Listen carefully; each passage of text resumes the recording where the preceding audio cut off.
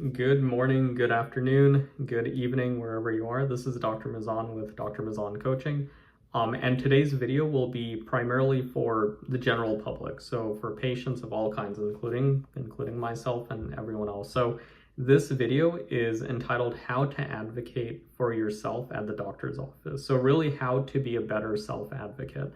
And when I was in clinical practice, this was something that I would teach my patients in our just typical physician patient dynamic or relationship building rapport, blah blah blah, all those buzzwords. So basically what's important here is that when you are a patient, you need to give as much information as you can to your physician, to your doctor.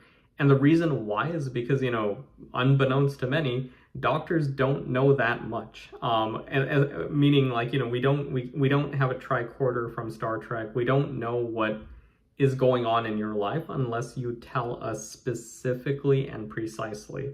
And the way that I explain to all my clients and my patients as well is that doctors are basically Columbo, like we're basically detectives, but for the human body. So we are only, the steps that we take are based on the information that we're given. So the clues or the puzzle pieces that we're given. And for the most part, many times that we have delayed diagnoses or faulty diagnoses is because the patient, him or herself, is not giving us correct information, or, through no fault of their own, is not able to truly explain their situation. So if you have, pain in your chest, a lot of people say, oh, I have stomach pain.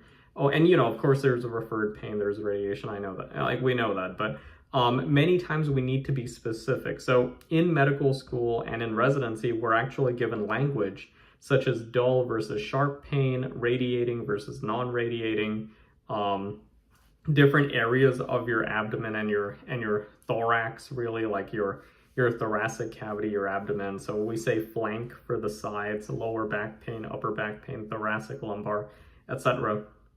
So here are a few steps for all of us patients to be better self-advocates when we go to the doctor's office. So number one, and again, the reason for this is to empower you in being a patient. And so you get what you deserve as a patient, and doctors can better manage you as your physician. Because again, doctors are servants. Like we're given a very big responsibility to take care of a person's health in a holistic manner. And how is this connected to our channel and our organization? Because this will reduce medical legal cases, right? Like this will reduce litigation, and everyone will be happier. The world will become a more just place, which is really our mission here.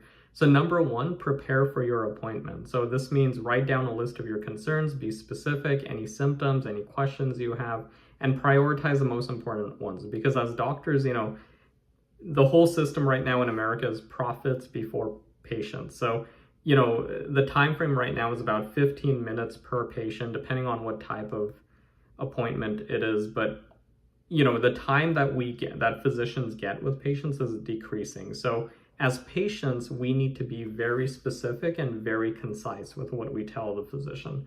Number two is to be clear and concise. Again, like be very specific with your symptoms, how long you've had it. If you take drugs or you drink or you do something, just tell the doctor, because they're not a police officer. Like they just want you to get better. So don't be shy. There's HIPAA, there's the Hippocratic Oath. Doctors won't share your information outside of the clinical office.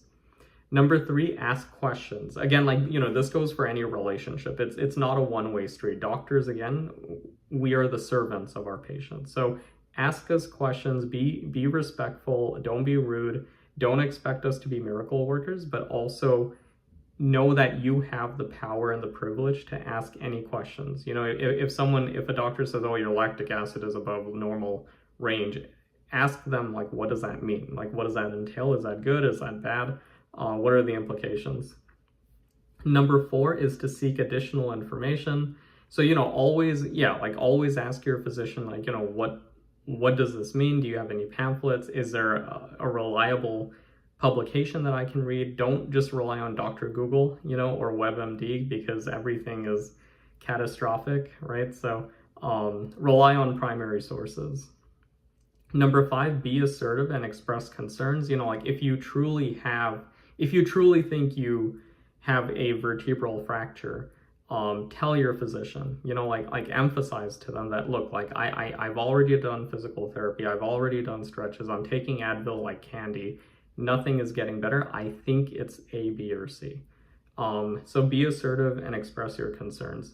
Number 6, request second opinions. Again, like, you know, most physicians, just like most professionals, we don't get our feelings hurt. We see so many patients a day, per week, per month, that you know, we're not, all our modus operandi, our primary objective is to treat patients.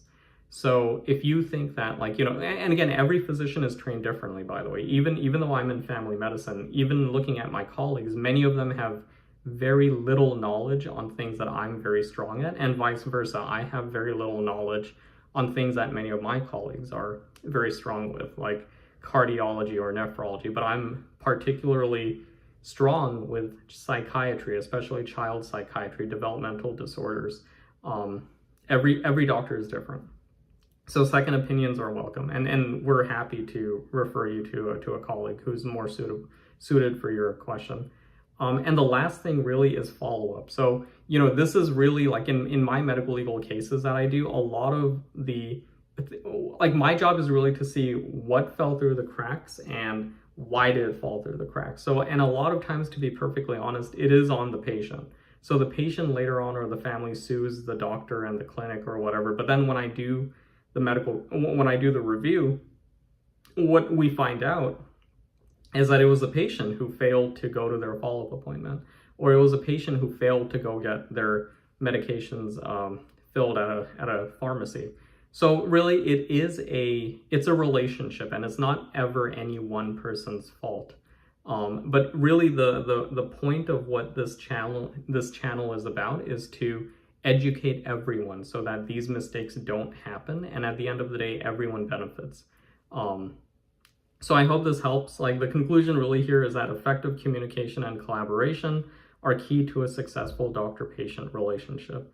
Advocate for yourself, ask questions, and actively participate in your healthcare decisions, and ensure that your concerns are addressed. And that way it will ensure that you receive the best possible care. And again, this protects the patient, this protects the doctor, and really, hopefully, this will strengthen the doctor-patient bond moving forward. So any questions, any concerns, feel free to leave a comment below. If you do have any topics that you want our channel to go over, feel free to comment or send us a direct email. Email is in our profile page. But until next time, thank you for stumbling on our channel. And I hope you guys have a peaceful rest of the day. Take care. Bye.